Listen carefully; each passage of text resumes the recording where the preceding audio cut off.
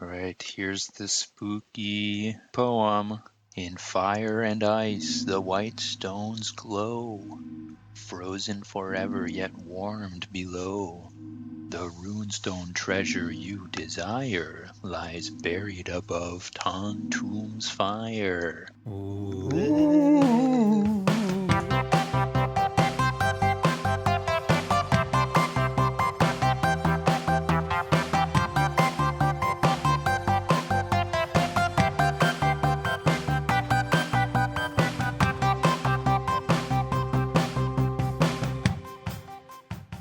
Thanks, Daniel, for that cryptic yet surprisingly apt introduction to this episode. Just thought I'd share that with you. A little something I engraved on a pyramid. And left it to be discovered thousands of years later. Yeah, a long time ago. I'm glad you did that. Oh, in a galaxy a great distance from here. Yeah. Oh, far away, I mean. Far away, yeah. Recently, and not far away. Recently, pretty close by. And right next door. That's the Star Wars Total Rewatch podcast. Yeah. So, welcome back, everybody, to Star Wars Droidal Rewatch. That's right. Today, we just finished watching the last episode of Droids. That's right. I'm Cody. And I am Aaron. I'm Daniel. And together, we are the Total Rewatch or something. I don't know. Something like that. The Rewatch crew. And with the power of you, dear listener, tuning in, we are enabled to our continuing mission to seek out new episodes, strange new episodes of Star Wars, and lost whatever civilizations, I forget, they say. Yeah.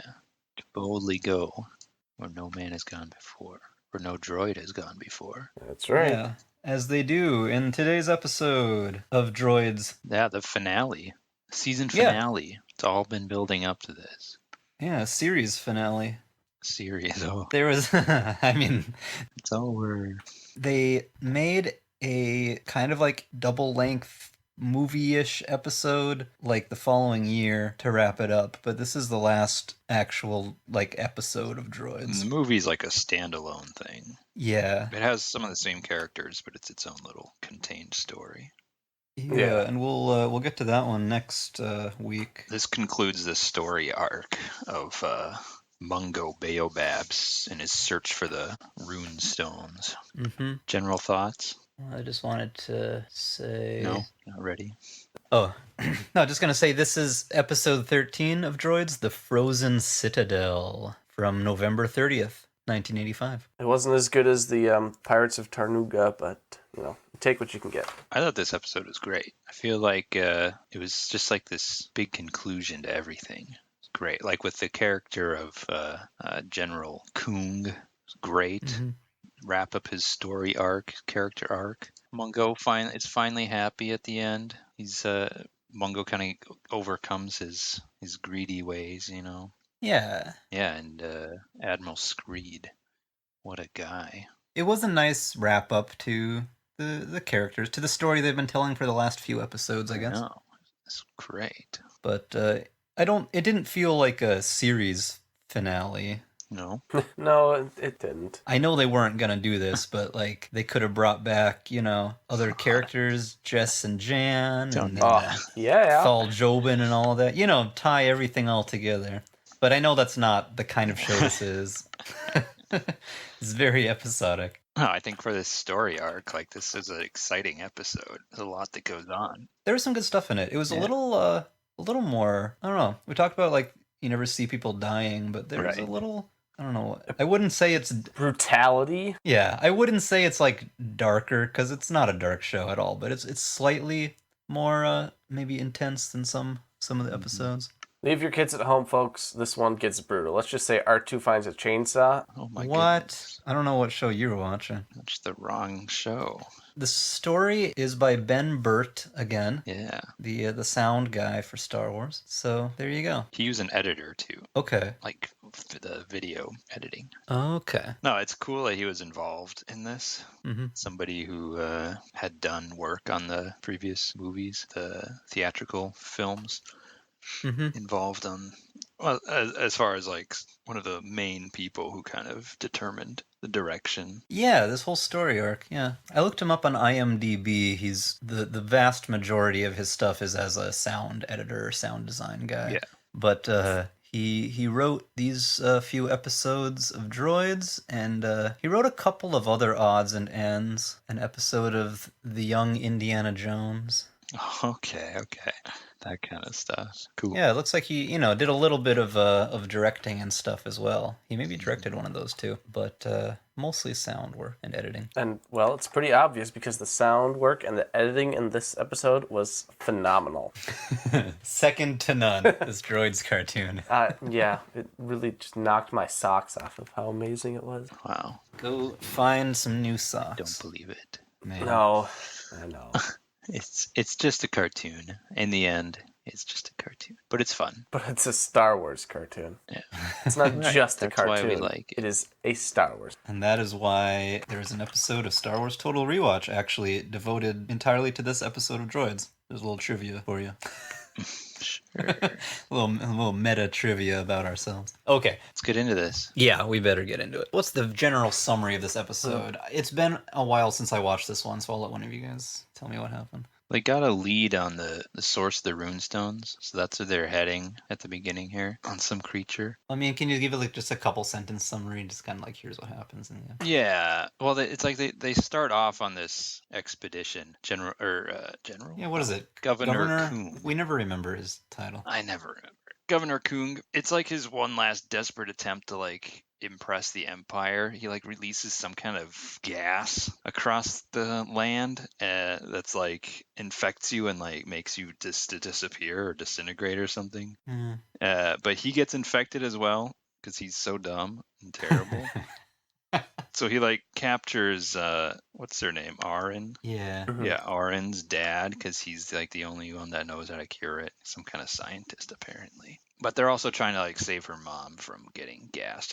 No one else got gassed because like they were off on their expedition. Yeah, luckily. Yeah, they take Arin and her dad, and then Mungo and the droids go to try to save them, and they go to the frozen Citadel, which is like Governor Coon's base, apparently. They sneak in there. Yeah, like James Bond inside a volcano villain base. Inside a volcano that it's a frozen volcano. It's pretty cool. Fire and ice, which is Yeah. the hint that that holocron gave them as to the whereabouts of the source of the rune stones. Yeah. Which they do find. They find some rune stones. But in the process of finding them, they like knock some into the lava, which freezes the lava, and then they have to flee the area because it's going to freeze over, and nobody can have the rune stones. Yeah. There you go. There you go. That's a good short summary. But what else do you think of this one? I mean, there's all kinds of antics they get up to in this. As usual. Somebody gets captured because it's droids. Yeah, there's only one episode where they didn't get captured, but I guess it happened a couple of times in some episodes to make up for that. Yeah, I think that episode does not count as canon. We're going to just say. Yeah, come on. Not getting captured, that's highly unlikely. Yeah.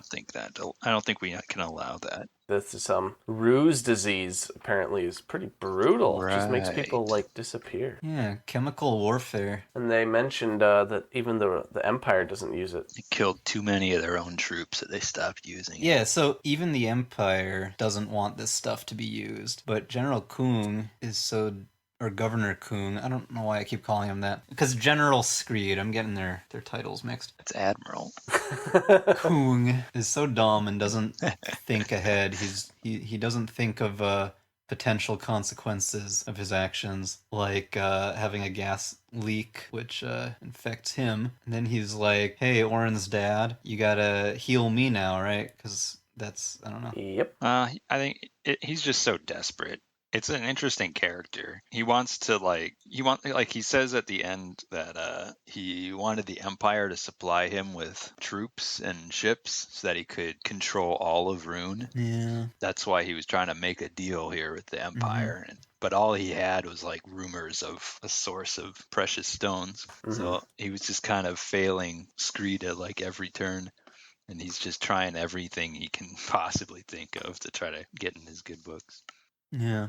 I like the idea of needing the help of his sworn enemy to save his life. Yeah. It's an interesting, turn, kind of making them have to rely on each other, get out of a situation. Yeah, right. Well, I mean, everything kind of blew up in his face, and now he Mhm. has no other choice. Yeah, I think that's a cool idea. I'm not sure if it was, made as good use of as it could have been, but it's Right. a good idea dramatically. Oh, yeah, I like Seen it done better, but Yeah, they're trying, and they're totally gonna help him too. But he still kind of like messes things up for himself. He won't just let them do their work and let him go. He's still like trying to like work everything to his own advantage, which doesn't pay off for him. We'll get to that. Oh, We'll get yeah. to that. So they're riding on a creature. Yeah, what is this thing called? Do we have a name? Because some I like crazy it a lot. multi-legged crazy thing. Like a really long camel. There's some kind of odd little joke where everything's fallen out of the branches on 3PO. Yeah, like a monkey. Yeah. And then R2, Yeah. he gets pushed up into the branches. A beehive comes out. He's in his that's right. arms. A monkey, and then R2, and he's like, R2, stay in your seat. Yeah, it's some crazy camel thing with like 20 legs. I couldn't find any mention of it. Okay. Usually we have a name for these things. Well, there might actually, if I can find the article about Rune itself, they might list it. Yeah. It's possible that by episode 13, people weren't being as thorough in their My episode. in their article writing. Native species. We got Mudman. I don't know. That's the only native species they even list. There's the fawn. Oh yeah. Jeez. Oh, that's the dinosaur that they wake Yeah. up. Wow. Forgot to look up the article and we were. Oh, it's called a mogo. Oh, you found it? Yeah. A mogo? Creatures with hooves and 10 legs. Hmm. Like most of the planet's fauna, they were not believed to be indigenous. Where did they come from? I don't know. Homeworld is Rune. They suspect they are not. I saw that a couple guys, like Lucasfilm people, wrote some guide to. It is either like a Star Wars encyclopedia or just focused on like. I don't think it was just about the cartoon, but they somehow had like a lot more information about these cartoon characters and animals and stuff and planets than was given in the actual cartoon. Okay. And, like in 2003, and they were drawing on some different sources, I think some comic books and things from back in the day. There's a Star Wars encyclopedia. Yeah. There's the That's complete probably it. Star Wars encyclopedia. Yeah, so I think there's some other extra details about these things in there. 1,408 pages of Star What? Wars definitions. Oh man, somebody get me that thing. It's a 3-volume book, 3-volume set. Maybe. That would be a long read. Impressive. Most impressive. Well, we could start a Star Wars book club, Yeah. and we would really never get it done. I might try to read a couple of like, the seminal works of Star Wars literature. Yeah. Oh, yeah. I definitely We could wanna do a read some special more. episode or two. I want to read some more of the older ones. I wanted to read the Thrawn books before we get to the sequel trilogy, which gives me plenty of time, but I've never actually read those, and I want to see what the kind of original sequel story arc was all about. And also because Thrawn is like in Rebels, right? Oh, that's right. Yeah, they bring him back in there. Yeah. Yep. So that would be good. All right. They look up at the Rune comets here, Yeah. and he says they're like leaving the system, and like that's apparently their only way of knowing how to get to and from Rune. Well, that's how he got in Right. a few episodes back. Right. So there's like a time pressure, I think, or something Yeah, he's got to leave soon. for how if he wants to leave and go back to his trading company, the Baobab Trading Company. Mm-hmm. Oh man, the legendary Baobab Trading Oh Company. yeah. His trading company is very well known. They're very successful. I guess we never see any of his trading company. We just hear him talk about it all the time. Yeah. They're very much wanted by the Empire. Just this guy, Just some guy trying to make an honest living. Yeah. The poor Empire just has to come in and squash it all. Well, it's competition for the Empire. So here we have the part where Kung unleashes the virus. Mm-hmm. He's looking all smug, like, bet you didn't think I would do that. Yeah. It's like, yeah, because it's stupid. And he immediately gets infected by it. I know. Yeah, but stormtroopers and Admiral Screed have little personal protective masks that they just pop out with a push of a button. Yeah, and Gaff doesn't get it because he is immune to it. Yeah, Gaff is immune. He's some kind of insect. He doesn't breathe air like other human type species. I was waiting for him to be like, I'm not going to help you, Coon, and just take over as governor. To turn on him, or he's the one that is making deals with the Empire now, like replaces Coon. Oh, that would have been good. That would have been good. And then Coon has to work with, Baobab and company to... I'm not clear what Gaff is actually getting out of this deal. Yeah, he seems way more competent than Coon. Yeah. Well, we say that, but he does end up poisoning himself later on in this episode. Yeah, but I mean, it wasn't his idea to put this stuff out there. I think in general, he'd be a better point guy for the Empire. Mm-hmm. If only his voice weren't so annoying. That's right. It's his voice that's holding him back. You know what? All right, so they rush back to Arin's family home because her mom is there and she's infected now. And they're like, "We'll save you, don't worry." But then Gaff comes with some stormtroopers to take the dad away. To go and heal the governor. Yeah. But Arin grabs a metal hoe off the wall and tries to fight him. Because this is a land of farmers. Yeah. They're very primitive. I don't know. It's always just interesting to me to see like the tyranny of the Empire. They really just don't care. Mm-hmm. It's like maybe they'll try to work like with a population initially, but if it doesn't work out, they're willing to just push their way around. Yeah, kill anybody that gets in the way and pretty much. Yeah, Gaff hits her with his spikes on his arms, knocks her out. Yeah, he's got those. Yeah, and of course they're using their little tuning fork laser guns. I know, they're great. But Baobab was totally ready to just go smash his face in with like a hoe or something. Right, that's what they were fighting with. Well, some sort of farm equipment, but it wasn't a cool one like a sick. All right, let's keep moving. I know. So anyway, the plan, if you remember in episode where they got all that stuff from Mungo's uncle. If you'll recall from Droids episode 12. Yeah, I'm sure everybody's gonna remember all this amazing stuff that I totally remembered too. It's the silly putty. Of course you remember the silly putty. It was vaguely familiar when I saw it. They stretch it into a sail to escape the whirlpool on the Rune Sea. Yeah. Okay. And he uses it again. He splits it into two pieces and sneaks one into Arin's belt. So then when she's taken by the Empire, they can track her. The two pieces act as a homing device for each other. Who would have Obviously. thought? They're drawn to each other, even from great distances. So they'll kind of point in the direction of the other piece. Very cool. Like Mace's little arrowhead hidden in the stone. Oh, exactly. Oh, way back right. in Ewoks movies. Now there's a reference. If I ever heard one. All right. Yeah, they're sneaking into this volcano base by like flying into like the lava flow underground cavern. Yeah, there's some good visual effects with the steam kind of warping the image. Oh, yeah. Makes it look like film instead of animation. They almost died. But no one would have thought to see them coming there. They crash into the snow. 3PO sees his feet sticking out of the ground. He's like, "Oh no." And he grabs his feet, but it's Mungo's feet. Hilarious. And R2 is making snow angels. R2 is very flexible once again. Or snow droids, they call them. Well, he's got multiple articulation points. He can bend his legs in different areas. He's not really bending around. It's like just on hinges. You said it once before, but R2 is just really weird.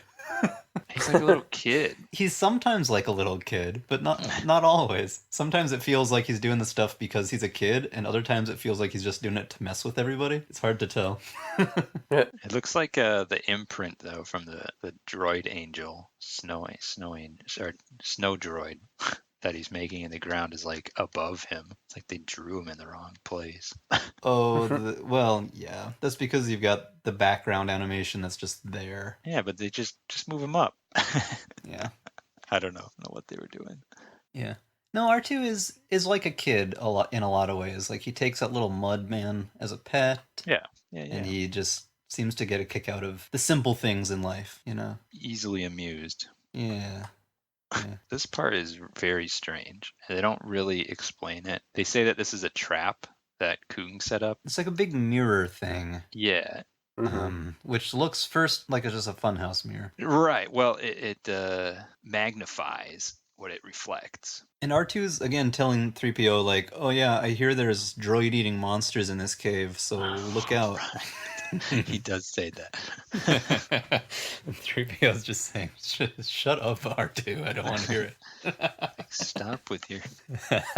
I thought that was funny. Actually, that one. Then 3PO holds up the pyramid that he could only read one side of before. Holds it up to the mirror. Apparently, it was just written backwards, and But he you didn't see, notice. he's a computer, so he can read any language, but he doesn't have the imagination to look at it in reverse. You know, It's like he's not able to reason like a human. yeah. Look at things outside of his programming. Sure. No, it can be kind of explained, but I mean, it's kind of a cheesy Oh yeah, yeah. revelation. It's like, oh, great.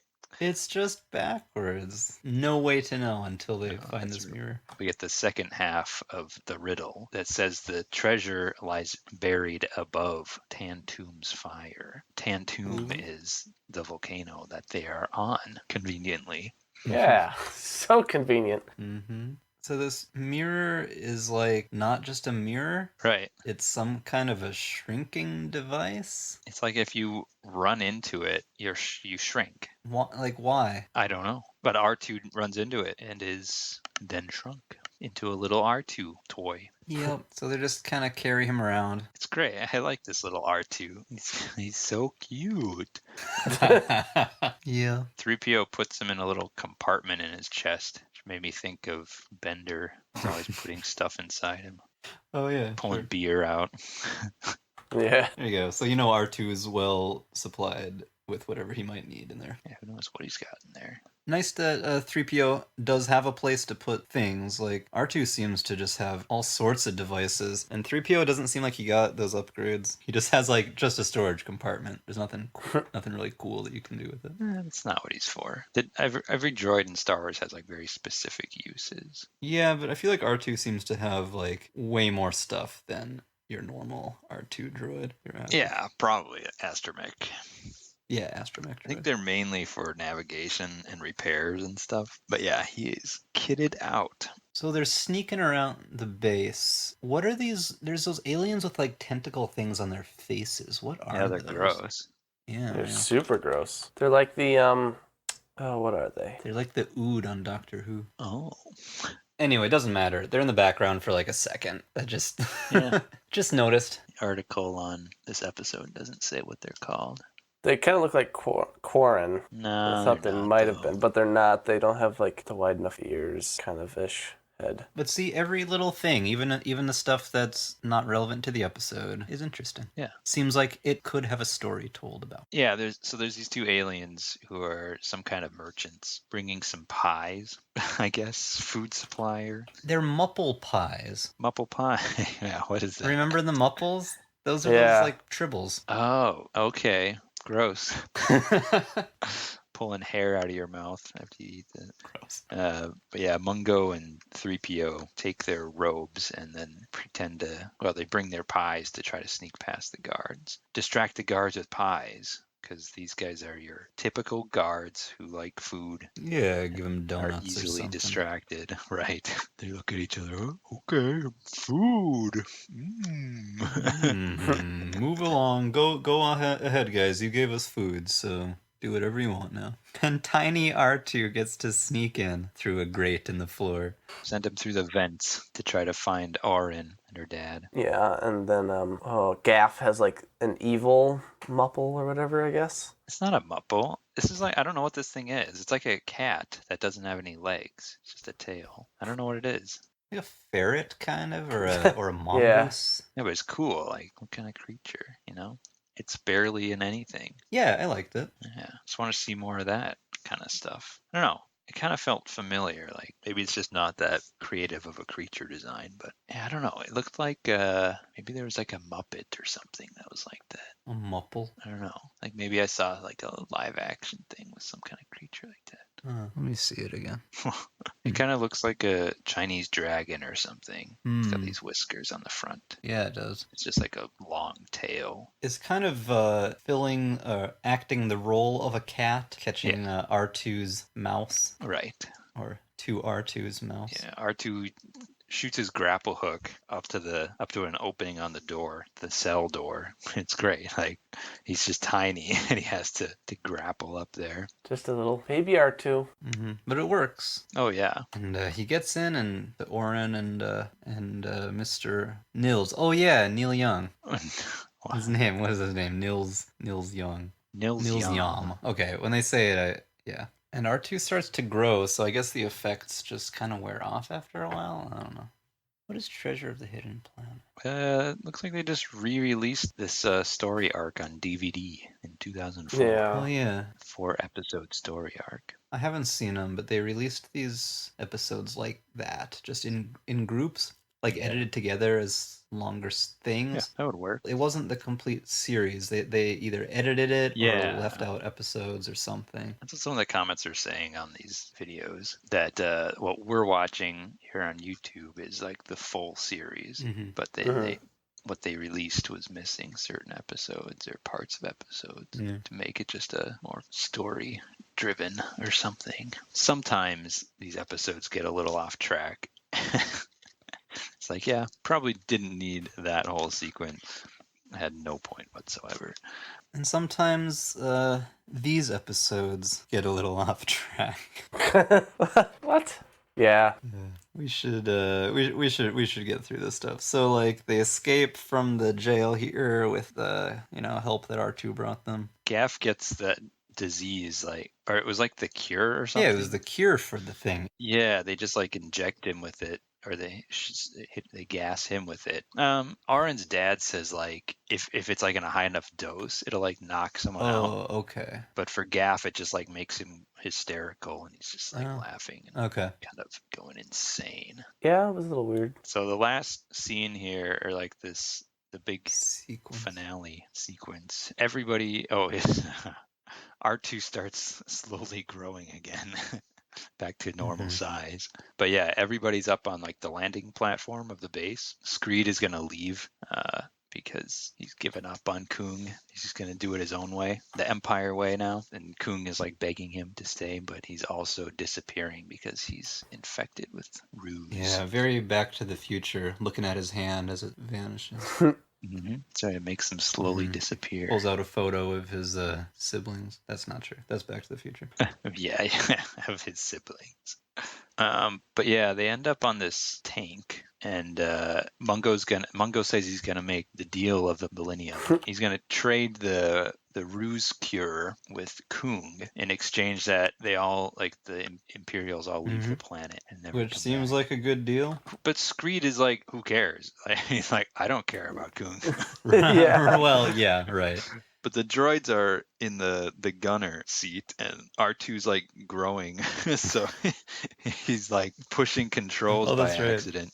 They just start firing. What a disaster! And it shoots a hole in the side of the volcano, and voila, rune stones are there. Filled with rune stones. Huzzah. Everybody's rich. Yeah, if they could just get along long enough to take some rune stones and leave, but nope. Everyone's fighting. Kung and Screed are fighting, and it kind of just turns into and that music kicks in, so you know something's gonna happen. Some kind of chaos. Kung is just like lost it at this point. He's like, I don't know what he was planning to do here. I think he just says, because Screed is still like, we're definitely not gonna keep you in power here. And so he's like, all right, I'm just gonna blow up the rune stones then, so nobody can have them. Something like that. He's not thinking rationally right now. Yeah. A bunch of rune stones fall into the lava anyway. Yeah, and like what? The volcano's gonna erupt or freeze over or something, right? No, yeah, he freezes it over, and here, listen to Kung's final, what's the word? Monologue. His vengeance speech?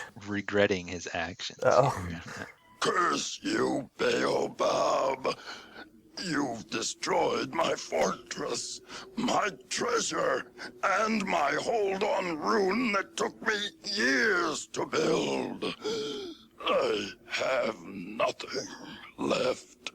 Not even my health.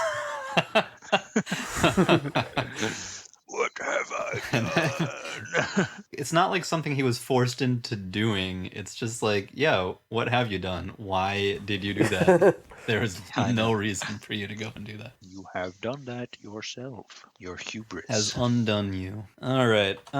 Yeah, and it does. It disappears him because they're trying to, as they're leaving the planet. Mungo is actually a good guy and tosses him the cure, but I thought he was gonna take it and just like, well, I'm stuck on this planet now, but I'm alive. But no, Kung just monologues too long, and then his hand disappears, and he like drops the cure thing, and it breaks, and he's like, I'm disappearing. I can't do anything about this. Kind of I don't know. It was dark. Yeah. He just vanishes. His clothes are in a pile on the floor. I did not expect the episode to go that way. He says, I'll get my revenge, Mungo. Even though Mungo was being the better man and giving him the cure that could save him if he just took it right there. Yeah, exactly. I mean, again, it was kind of dumb, which is Kung, I guess. It is Kung. I know. He's a tragic villain. It's rough, but it makes me like it. A victim of his own stupidity, or whatever you said, hubris. Hubris. He definitely like just wanted power above anything. Yeah, so the rest of them, though, happy ending. The village, the whole kind of farming community is saved. R2 kept a little old runestone in his compartment. Just one, but you know, it's something. Little memento. Oh, Mungo's finally like gotten over his chase after wealth because he has Arin, his GF. Yep, so everybody learns some things. But Mungo is going to go back to his trading company. I think this is what I was thinking. He like wants to try to go before the rune comets leave, because like that's kind of was my impression of it. It's like he has to get going if he's going to make contact with the trading company. But he's going to come back. I think once he's out and can get like a better ship to navigate with or something. Yeah, maybe. I don't really know exactly. But he's like, yeah, I have to go. But R2 and C-3PO are going to stay here, apparently, until he gets back. Oh, yeah. And this is the last we see of them in this episode, of this series. Yeah. Well, because even that movie that they do later is kind of a prequel of sorts. Yeah. Yeah. It's not a continuation of this. So this is like the last place that we see them until New Hope, episode 4. So how did they get there from here? Right. I don't know. The mystery. Maybe their Wikipedia article explains. Yeah. Looks like we need another season of Droids to fill in that gap there. Oh, yeah. That's what we need. Come on, Disney Plus. Yeah, make it happen. Where's the new season of Droids? I don't think they care. The first season isn't even doesn't even have a real release. Oh, wow. The Wikipedia article actually says where he was originally activated, but then he was dismantled and then eventually rebuilt by Anakin. Yeah. Huh. I mean, he was probably basically a new droid at that point, you know. Anakin kind of cobbled him together out of parts. Wait a second. Are they saying all this takes place before episode 1? Yeah. I don't know about that. I'm skeptical. No, that doesn't even make sense. There's stormtroopers. What? No. I'm not talking about this Droids cartoon. I'm reading the Wikipedia article. About what? About C-3PO. And it just explains where he initially came from. His initial assembly line, like you mentioned in that one episode. Okay. Are they trying to kind of the production kind of mix up, what do you call it? Not retconning. No. It's not really what they were saying from Droids. I don't know where they got this information. They're trying to reconcile two conflicting bits of Star Wars. I don't think anybody cares about that one Droids episode where they said he came from. I care. Oh, you mean Boba Fett's assassin droid? Right. Claiming to be an old college friend of 3PO's or the same production line. No, this is just the history of C-3PO. Okay. Yeah, it says after episode 3, 3PO's memory was erased, and they were assigned to the Tantive 4. Okay. Yeah, I think. Yeah, wasn't there a line about that? Yeah, wiping 3PO's memory, but not R2, because you know he can't talk anyways, and when he does, he just swears at people. So he needs a personality wipe or something.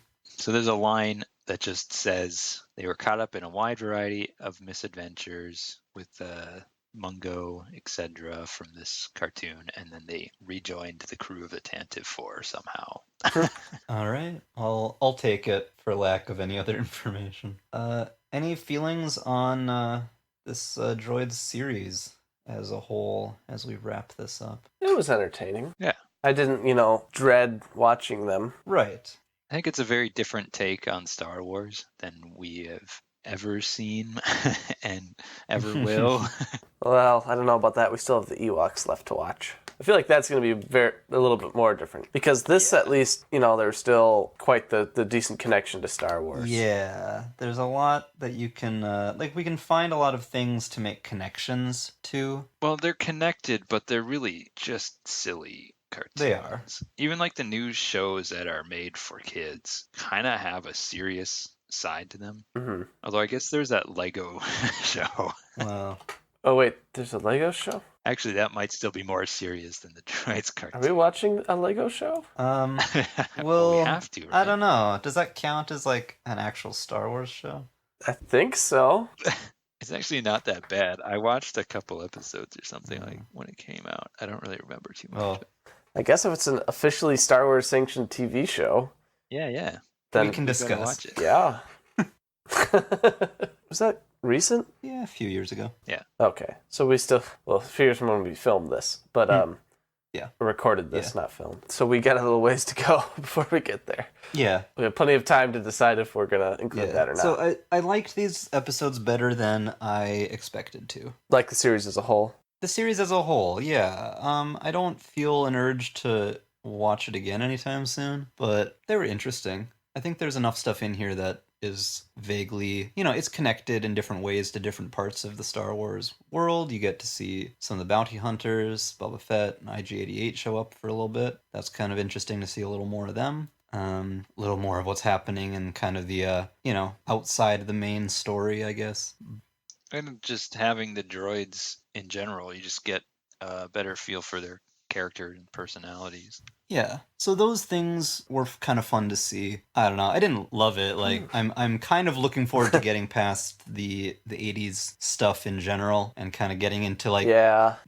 Something that's not quite or made for older kids. Well, something that's made like to be right. It's the new stuff is made sort of for kids, but it's also made sort of for adults who grew up with Star Wars, like to expand the world in different ways and to tell, at times they're silly, but at other times they're trying to get into a kind of a serious, deep, story. And these cartoons are not at all trying to do that. They're just made for kids. They sometimes have some fun things in there because some of the same writers were involved, but And like something can be both for kids and like for adults too. It's not like stuff is purely just for kids and purely just for adults. And apparently they struck a good balance for some of the stuff. For the Clone Wars ones, I don't know. I only watched the first 5 or so episodes. I just couldn't bring myself to continue at one point.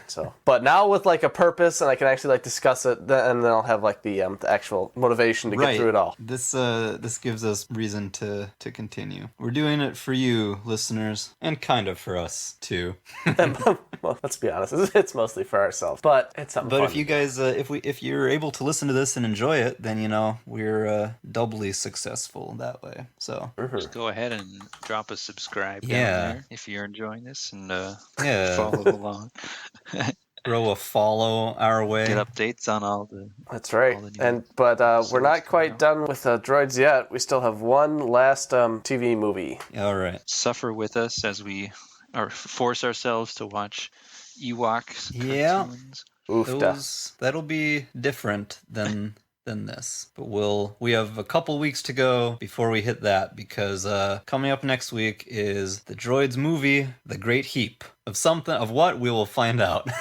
That's right. Join us next time, folks. Bye. Bye. Freedom is everyone's fight.